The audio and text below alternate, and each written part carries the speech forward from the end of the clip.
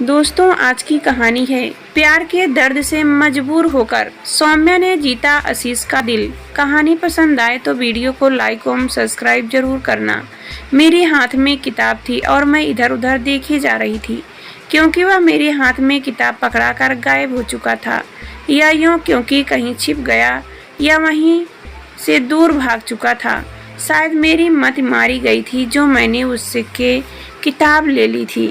सच कहूँ तो वह काफ़ी समय से मुझे इम्प्रेस करने में लगा हुआ था, हालांकि कभी कुछ कहा नहीं था। और आज जब उसे पता चला मुझे सब्जेक्ट की किताब की ज़रूरत है तो ना जाने कहां से फौरन उस किताब को अरेंज करके मेरे हाथ में पकड़ा कर चला गया था। मैंने उस समय तो वह किताब पकड़ ली थी, लेकिन अब उससे छिप जाने या गायब हो जाने से मेरा दिमाग बहुत परेशान हो रहा था। कुछ समझ में नहीं आ रहा था कि मैं क्या करूं।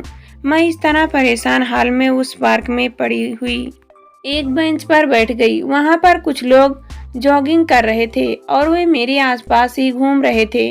मुझे लगा कि शायद मेरी सरलता हालत देखकर वे सब मेरे और करीब आ रहे थे। खैर, हर तरह से मन हटाकर मैंने किताब का पहला पन्ना खोला। सरसता हुआ एक सफेद प्लेन पेपर मेरे हाथों के पास आकर गिरा। ना जाने क्यों मेरा मन एकदम से घबरा गया। समझ ही नहीं आया क्या होगा इसमें। फिर भी झुककर उसे उठाया और खोलकर चेक किया। कहीं कुछ भी नहीं लिखा था। मैं खुद को ही गलत कहने लगी। वह तो एक समझदार लड़का है और मेरी हेल्प करना चाहता है। बस मैंने दूसरा पन्ना पलटा तो एक और सफेद प्लेन पन्ना सरक कर गिर पड़ा। इस समय मैं अनजाने में ही जोर से चीख पड़ी। पार्क में मौजूद आधे लोग पहले से ही मेरी तरफ देख रहे थे और बचे खुचे लोग भी अपनी सेहत पर ध्यान देने के बजाय मेरी ओर निहार रहे थे। क्या हुआ सौम्या? अचानक से आशीष दौड़कर मेरे पास आ गया। वह मेरे चीखने की आवाज सुनकर काफी घबराया हुआ लग रहा था। कुछ नहीं, बस इस घास के कीड़े से डर गई थी या मेरे पैर पर चढ़ने की कोशिश कर रहा था। उसने घास पर चल रहे हरे रंग के एक छोटे से कीड़े को दिखाते हुए कहा, तुम बहुत डरती हो सौम्या। इस नन्हे से कीड़े से ही डर गई। देखो, वह तुम्हारी जरा सी चीख से कैसे दुबक गया। आशीष मुस्कुराते हुए बोला। सौम्या भी थोड़ा झेपते हुए मुस्कुरा दी। तुम अभी तक कहाँ थे आशीष? मेरी एक चीख पर दौड़ते हुए अचानक कहाँ से आ गए? अरे पागल, मैं तो यहीं पर था, जॉगिंग कर रहा था। ओह, तो क्या तुम यहाँ रोज आते हो? हाँ, और क्या? तुम्हें क्या लगा आज तुम्हारी वजह से पहली बार आया हूँ? नहीं नहीं, ऐसा नहीं है। मैंने यूं ही पूछा। चलो, अब मैं घर जा रहा हूँ। तुम आराम से इस किताब को पढ़कर वापस कर देना। आशीष बिना कुछ कहे वह रुके वहाँ से चला गया। कितना बुरा है आशीष, बताओ। उसने एक बार भी यहाँ नहीं पूछा कि तुम साथ चल रही हो। उसे ऐसा महसूस हुआ जैसे वह किताब देकर उस पर कोई एहसान करके गया है। मैं उदास हो घर की तरफ वापस चल पड़ी। मन में उसके लिए न जाने क्या क्या सोच रही थी और एक कदम से उसका उल्टा ही निकला। घर आकर भी बिल्कुल मन नहीं लगा। कमरे में बेड पर लेटकर उसके बारे में ही सोचती रही। आखिर ऐसा क्यों होता है? क्या है यह सब? मन उसकी तरफ से हट क्यों नहीं रहा? क्या वह भी मेरे बारे में सोच रहा होगा? ओह, यह आज मेरे मन को क्या हो गया है? उसने हल्के से सिर को झटका दिया, पर दिमाग था कि उसकी तरफ से हटने का नाम ही नहीं ले रहा था। चलो, थोड़ी देर माँ के पास जाकर बैठती हूँ। अब तो वे स्कूल से आ गई होंगी। थोड़ी देर उनसे बातें करूंगी तो इधर से दिमाग हट जाएगा। वह माँ के पास आकर बैठ गई। तुम आ गई सौम्या बेटा? हाँ माँ। बेटा, एक कप चाय बना लाओ। आज मेरे सिर में बहुत दर्द हो रहा है। स्कूल में बच्चों की कॉपियाँ चेक करना बहुत दिमाग का काम है। वह बिना कुछ बोले चुपचाप किचन में आकर चाय बनाने लगी।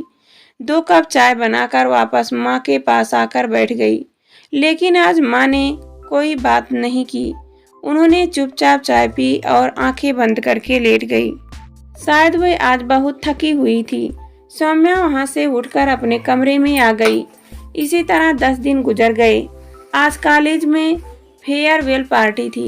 येलो कलर की साड़ी पहनकर वह कॉलेज पहुंची। वहां सब उसे देख ही रहे थे। उसे लगा आज तो पक्का आशीष उससे बात करेगा, लेकिन पूरी पार्टी निकल गई, पर आशीष ने एक बार भी उसकी तरफ नजर उठाकर नहीं देखा।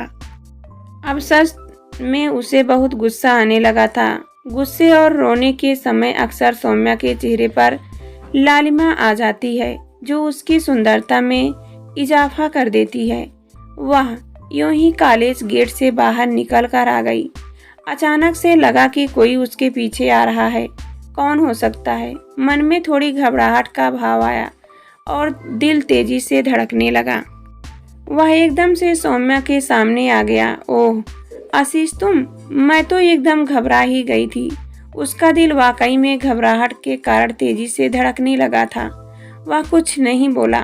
फिर थोड़ी देर ऐसे ही खड़े रहने के बाद एक खूबसूरत सा लिफाफा देते हुए कहा, यह सर ने आपके लिए भिजवाया है। क्या है इसमें? आपकी ड्रेस के लिए शायद बेस्ट कॉम्प्लीमेंट है। उसके चेहरे को पढ़ते हुए लगा कि वह सच ही कह रहा है, क्योंकि उसके चेहरे पर कोई भी भाव ऐसा नहीं था जिससे लगे कि वह मजाक कर रहा है।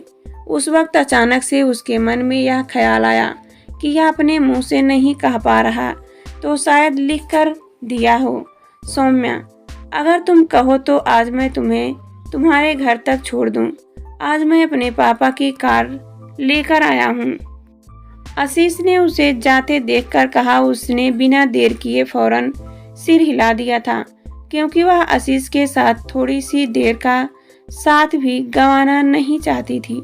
ड्राइविंग सीट पर बैठे आशीष के चेहरे को सौम्या बार बार पढ़ती रही, पर उस पर ऐसा कोई भाव नहीं था जिससे अनुमान भी लगाया जा सके कि उसके दिल में कोई कोमल भावना भी है। सौम्या का घर आ गया था और वह उतर गई। उसने आशीष से कहा, आशीष, घर के अंदर नहीं आओगे? नहीं, आज नहीं, फिर कभी। आज तो मुझे जल्दी घर पहुंचना है। ओही, कितनी खटूस है यह। इसकी नज़र में उसकी कोई पहलू ही नहीं है। मैं ही पागल हूँ जो इससे एक तरफा प्यार कर रही हूँ। आज से इसके बारे में सोचना बिल्कुल बंद। उसने मन ही मन एक कठोर निर्णय लिया था। चाहे कैसे भी हो, मुझे अपने मन को समझाना ही पड़ेगा। चलो, अब कभी उसका नाम लेकर उसे याद नहीं करूँगी। मैं मुस्कुराती गुनगुनाती अपने कमरे में आ गई। आईने के सामने खड़े होकर खुद को निहारा। मन में उदासी का भाव आया। उसकी वजह से ही तो इतना सच संवर के गई थी। खैर, अब छोड़ो। उसने हाथ में पकड़े लिफाफे को बेड पर रखा और कपड़े चेंज करने के लिए अलमारी से कपड़े निकालने लगी। चलो, पहले इस लिफाफे को ही खोल कर देख लूं। सर ने न जाने क्या लिखा होगा। बेमन से उसको खोला। उसमें से सफेद रंग का प्लेन पेपर निकल कर नीचे गिर पड़ा। ओह, ये तो आशीष की बदतमीजी है। आज उसे फोन करके कह ही देती हूँ कि उसे इस तरह का मजाक पसंद नहीं है। गुस्से में आकर वह फोन मिला ही रही थी कि लिफाफे के अंदर रखे एक कागज पर नजर चली गई। वह निकाल कर पढ़ने के लिए खोला ही था कि मम्मी के कमरे से आने की आहट सी हुई। मम्मी को भी अभी भी आना था। बेटा, जरा मार्केट तक जा रही हूँ, कुछ मंगाना तो नहीं है? नहीं मम्मी, कुछ नहीं चाहिए। चलो ठीक है। मम्मी के जाते ही उसने उस पेपर को पढ़ना शुरू कर दिया। प्रिया, सौम्या के संबोधन के साथ शुरू हुआ वह पत्र तुम्हारा आशीष के साथ खत्म हुआ। उसके बीच में जो लिखा था वह उसे खुशी से झुमाने के लिए काफी था। वह भी मुझे उतना ही प्यार करता था। वह भी मेरे लिए इतना ही बेचैन था। वह भी कुछ कहने को तरसता था। वह भी मेरा साथ पाना चाहता था, लेकिन मेरी ही तरह इस डर का शिकार था कि कहीं मैं मना न कर दूं, उसके प्यार को अस्वीकृत न कर दूं। वाकई वह मुझे सच्चा प्यार करता है, तभी तो कभी उसने मेरे हाथ तक को एक बार भी टच नहीं किया, वरना कितने मौके आए थे। वह खुशी से झूम उठी। एक बार खुद को आईने में निहारा और अब वह खुद पर ही मोहित हो गई और उसके मुंह से निकल पड़ा, आई लव यू आशीष। उसकी आंखों के सामने आशीष का मुस्कुराता चेहरा था और अब वह शर्मा के अपनी नजरें नीचे की तरफ करके जमीन को देखने लगी थी। आखिर उसके सच्चे मन को दुआ सफल जो हो गई थी।